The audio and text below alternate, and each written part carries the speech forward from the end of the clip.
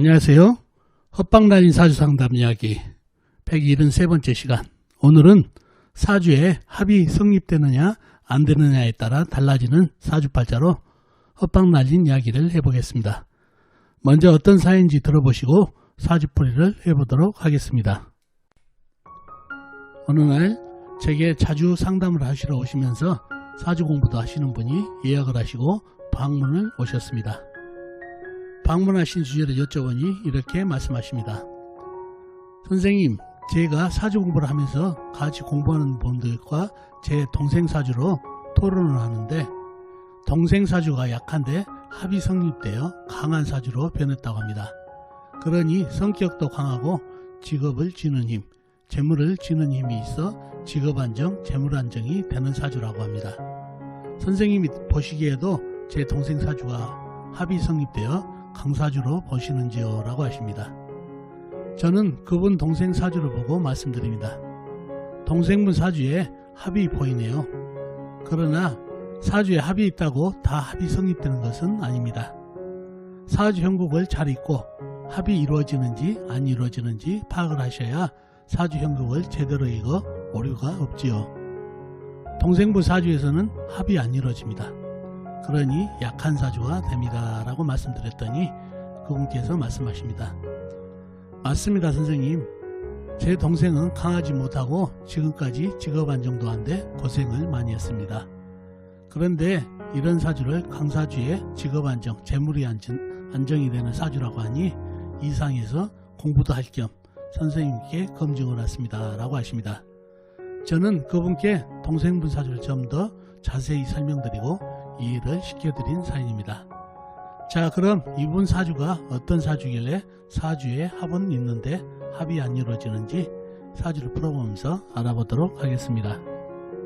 자, 이 사주가 오늘 여러분과 같이 풀어볼 헛방 날린 사주가 되겠습니다.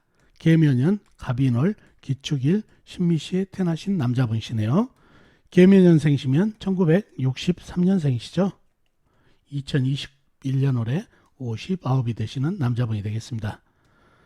자, 이분 형님이 가져온 사주인데 이분 형님이 사주 공부를 하면서 사주 공부를 같이 하신 분과 토론을 하는데 이 사주가 약사주지만 사주에 합이 성립돼서 강사주로 변했다는 얘기죠. 자, 어떻게 해서 그렇게 되는지 사주 형국을 한번 파악해 보자고요. 제가 이 사주를 가져온 이유는 사주 보면은 합 있죠. 천간합도 있고 지지, 육합도 있고 방합, 삼합도 있다는 얘기죠. 이게 있다고 해서 무조건 다 100% 성립되는 게 아니고 사주 형국에 따라서 합이 성립될 때도 있고 안 될 때도 있다는 걸 알려드리기 위해서 이 사주를 채택해 봤습니다. 자, 그러면 사주 형국을 파악해 봐야 알겠죠. 사주 형국을 파악하기 위해서 오행의 분포부터 알아보겠습니다. 먼저 일간인 내편부터 알아볼까요? 일간의 내편의 오행이 세력이 강하면 사주가 강해지고 반대로 상대편 일간에 힘을 빼는 오행의 세력이 강하면 사주가 약해진다는 얘기죠. 자, 일간이 기토 작은 흙으로 태어났네요. 흙의 내편은 비겁인 같은 흙이나 흙을 생해주는 인성인 불기운이 내편이 되겠습니다. 먼저 비겁인 흙부터 찾아볼까요? 흙은 일지의 축토 작은 흙, 시지의 미토 작은 흙이 있습니다. 그리고 다른 데는 없고 지장간, 월지, 임목간의 무토가 암장되어 있네요. 다음에 흙을 생해주는 인성인 불을 찾아볼까요?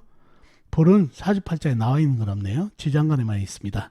월지, 임목간의 병화, 시지, 미토 안의 정화가 암장되어 있네요. 자, 그럼 나와 있는 내편이라고는 축토, 미토, 작은 흙뿐이네요. 이렇게 되면 내편의 세력이 너무 작아서 사주가 약해질 가능성이 있는 사주팔자가 되겠죠. 상대편도 한번 찾아봐야 되겠죠. 뭔가요? 일간의 힘을 빼는 오행. 식상 일간이 생하면서 힘받고 재성 일간이 극하면서 힘받고 관성 일간이 날의 극하니까 일간이 힘이 약해지는 이 세 가지가 상대편 오행이 되겠습니다. 식상은 뭔가요? 흙이 생해주는 오행이니까 쇠가 되겠고 재성은 물, 관성은 나무가 되겠습니다.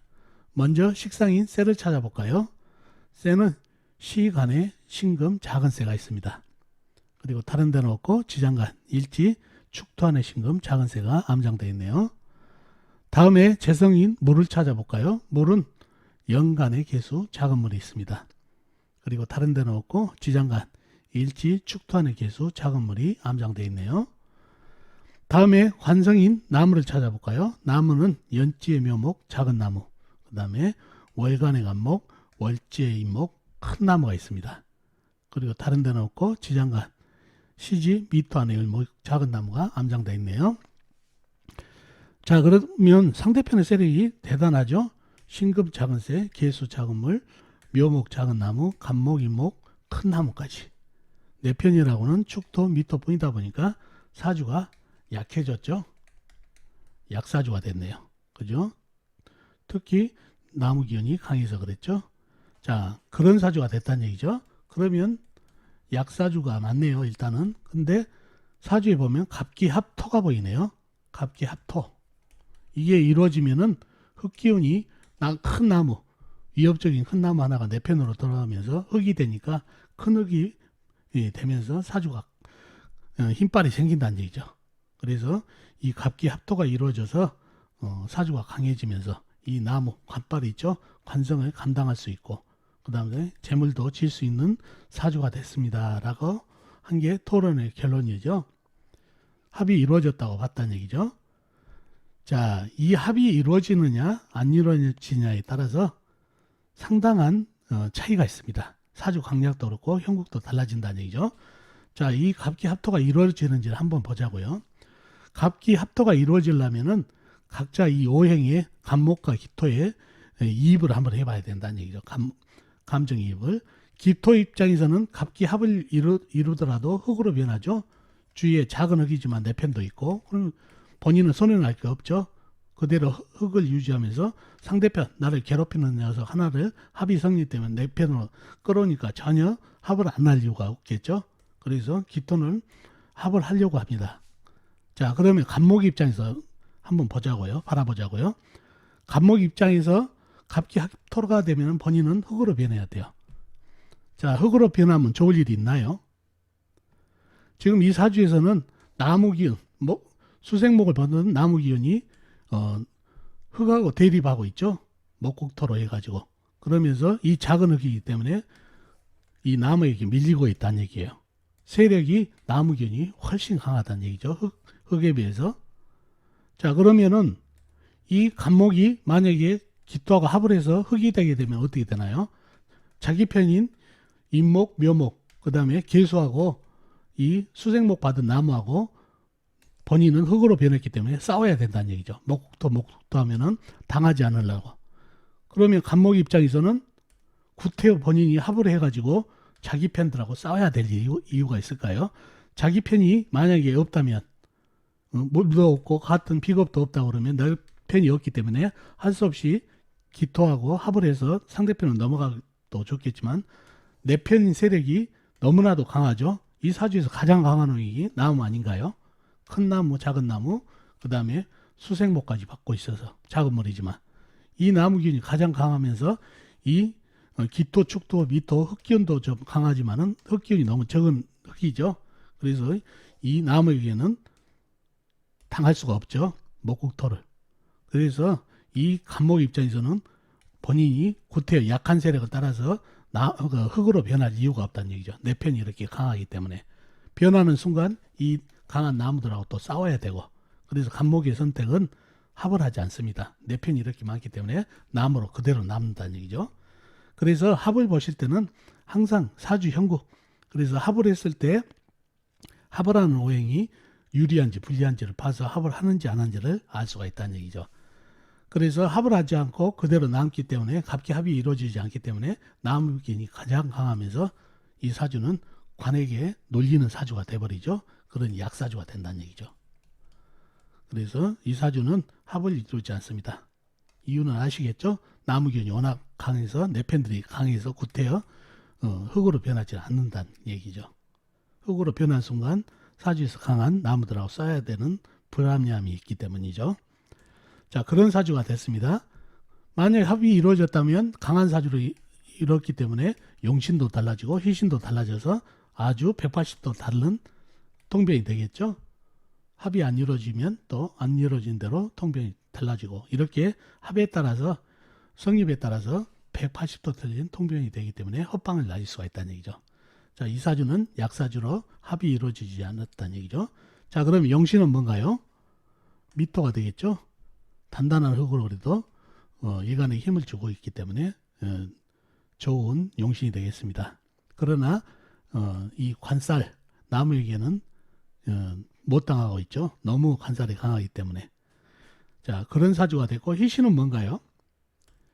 희신은 운에서 큰 불, 그죠?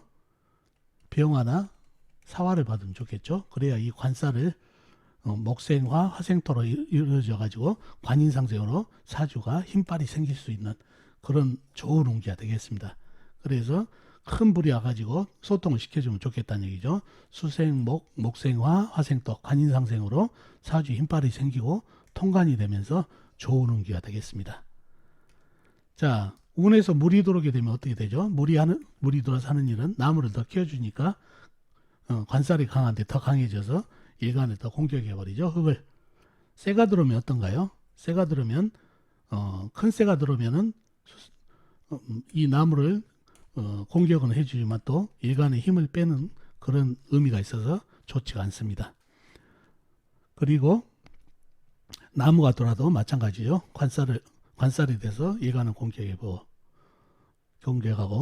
그 다음에 흙이 들어오면 어떻게 되는가요? 흙이 들어오면 흙의 기운은 강해질지 몰라도 이 강한 나무하고 또 대립이 된다는 얘기죠. 운에서 대립이 되면 좋지가 않죠. 그래서 오로지 큰 불이 들어가지고 소통시켜줄 때 가장 좋은 운기가 되겠습니다. 그래서 수생목, 목생화, 화생토로 통관, 억부, 관인상생이 되면서 힘빨이 생기니까요. 좋은 운기가 바로 불기운, 큰 불기운이 올 때가 좋겠습니다.